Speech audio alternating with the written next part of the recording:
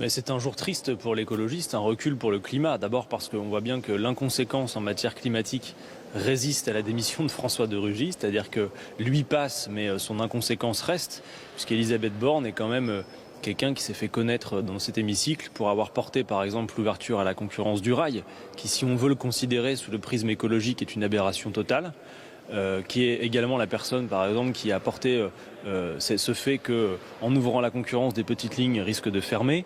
Il y a en ce moment la discussion sur notamment le train, vous savez, entre Perpignan et Rungis, qui amène les fruits et légumes jusqu'à Rungis, qui aujourd'hui tourne à vide et qui va être remplacé par 25 000 camions par an. Donc si vous voulez, Elisabeth Borne n'est pas quelqu'un de connu pour avoir vraiment bataillé sur la question climatique. Mais qui plus est, on voit bien qu'aujourd'hui, il n'y a pas d'écologie conséquente possible dans un cadre qui est celui du libre-échange. Et de ce point de vue, permet d'attirer votre attention sur le fait que, puisqu'il est question d'écologie dans cette passation de pouvoir, le fait d'actualité aujourd'hui sur l'écologie, permettez-moi de vous le dire, n'est absolument pas la passation de pouvoir entre M. de Rugy et Mme Borne. Ça, c'est un confort de situation pour le gouvernement qui permet d'éviter qu'on parle du vrai sujet écolo de la journée. Le CETA ? Qui est gravissime. Voilà, le CETA qui va être voté ce soir. C'est-à-dire que le 17 juillet, au cœur de l'été, on va voter un traité qui s'applique pour 90% depuis 2 ans déjà, sans que personne n'ait eu à se prononcer sur le sujet, qui est un traité climaticide. Moi, je le dis très clairement, ce gouvernement soutient le CETA.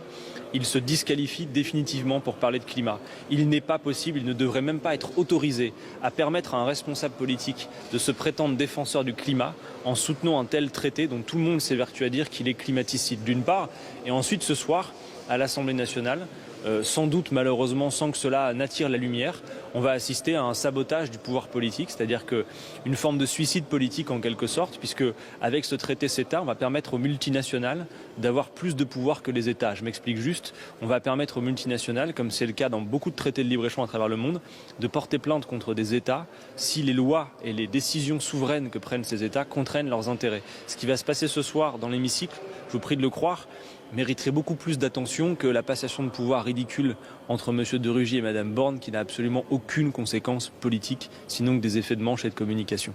Oui, car je rappelle que le CETA sera voté ce soir. Alors j'ai échangé avec plusieurs députés.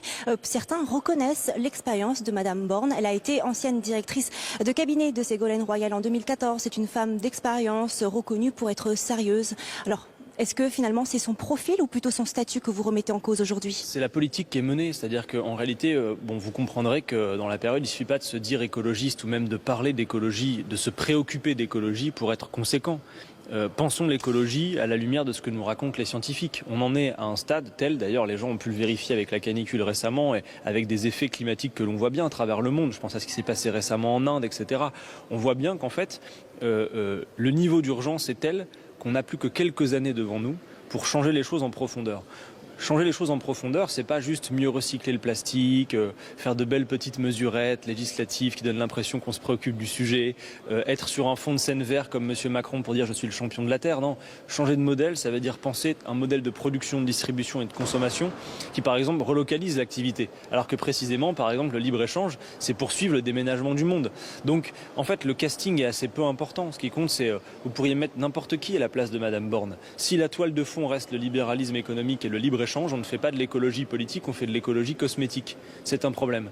Ces gens-là sont en train de nous faire prendre un retard extrêmement conséquent. Alors je sais, le storytelling médiatique préférera à 14 h voir les belles images de passation de pouvoir entre M. de Rugy et Mme Borne sur fond de homard et de dîner secret à l'hôtel de l'AC, mais supporter que la situation écologique soit grave et que l'attention médiatique mériterait d'être portée plutôt sur le fond, et notamment, c'est vrai, sur ce qui va se passer ce soir. Et justement, dernière question sur François de Rugy, les dernières révélations de Mediapart. Pour vous, il a fauté, il n'avait pas d'autre choix que de démissionner? Écoutez, je crois franchement que si l'exemplarité est une nécessité, si on appliquait les critères qu'a appliqué Mediapart à l'ensemble des ministères, à l'ensemble des sphères du pouvoir, je crois qu'il y aurait beaucoup de potentiels démissionnaires, pour tout vous dire. Maintenant, la situation particulière de M. de Rugy, c'est que François de Rugy a été celui qui, à l'Assemblée nationale, comme président de cette institution, et j'en sais quelque chose comme néo-député, a été de ceux qui nous ont le plus prodigué de conseils, de vertus et d'exemplarité, ont modifié des règles qui tendent, c'est vrai, vers plus de transparence. Bon, logiquement, quand on donne des leçons, il vaut mieux être exemplaire soi-même. Et vraisemblablement, ça reste à confirmer, mais vraisemblablement, il n'était pas le plus à même de donner des leçons en matière d'exemplarité, si on en croit par exemple l'usage de son IRFM, même si je sais aussi que les règles ont été modifiées sur ce sujet.